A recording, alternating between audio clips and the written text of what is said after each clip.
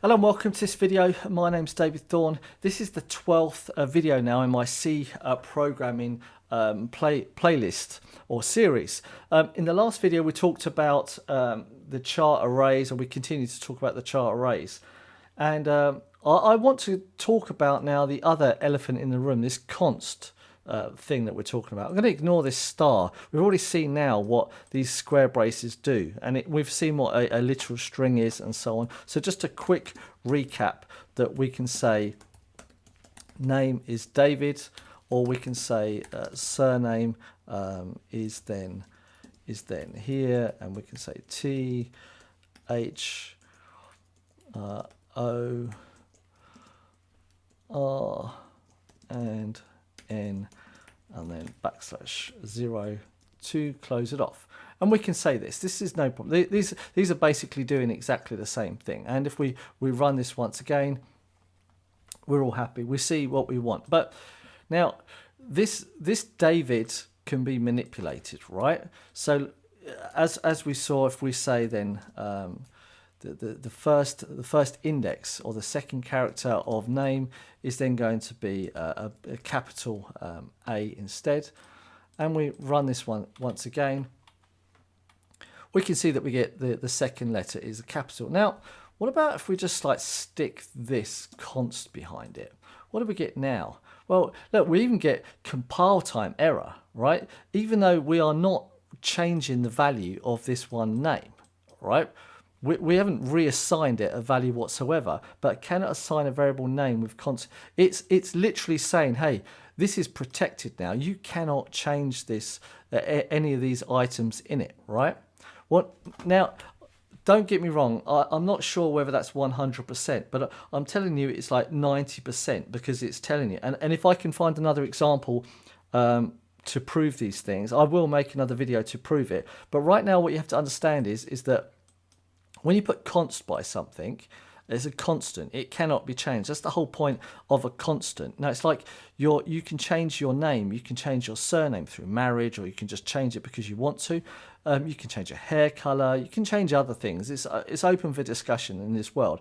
But one thing you can't change is your date of birth. Now, okay, you could change it if you had a if you were born in London, for example, and then you decided to have a birth certificate moved to, say, Sydney, Australia. You know, the day that you were born changed there, but it still was exactly the same time on this one planet, right? It just changed. So with regards to universal time, it stayed exactly the same, but for that one part of the planet Earth, it changed based upon where the sun was at that one time.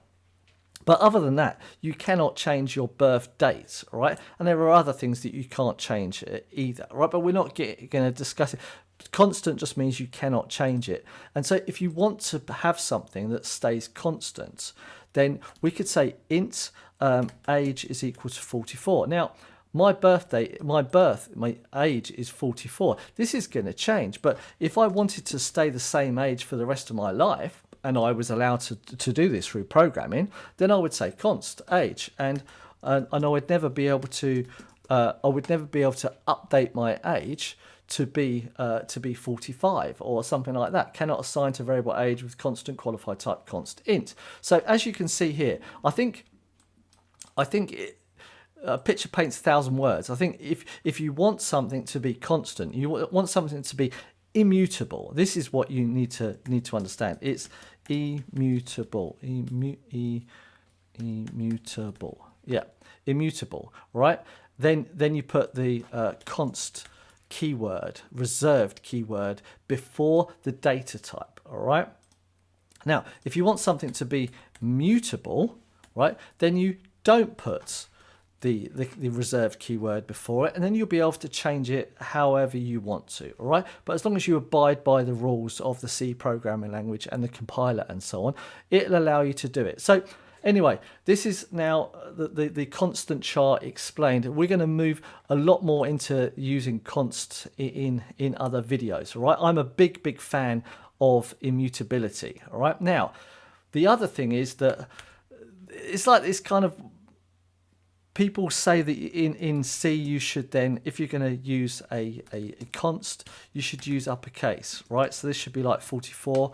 But I think that when you program, everything and anything that you create, if you decide from the beginning it shouldn't be changed, then by default it should be a const. You should be literally programming const for everything. So whenever you write an int, you should be writing int age is equal to 44, right? You should be like, hey dude, this cannot be changed. But if later in your code you notice if something else, I don't know what happens, and ages now need to be 45, then you need to start thinking, right, look, wait a minute, I cannot assign this. Let the compiler have a good IDE. Let the compiler tell you, you can't change this because it's a const. And you're like, in my code, I now worked out that it's actually not a const. It is a variable. It needs to be mutable, all right? So then you can start thinking, this obviously does nothing.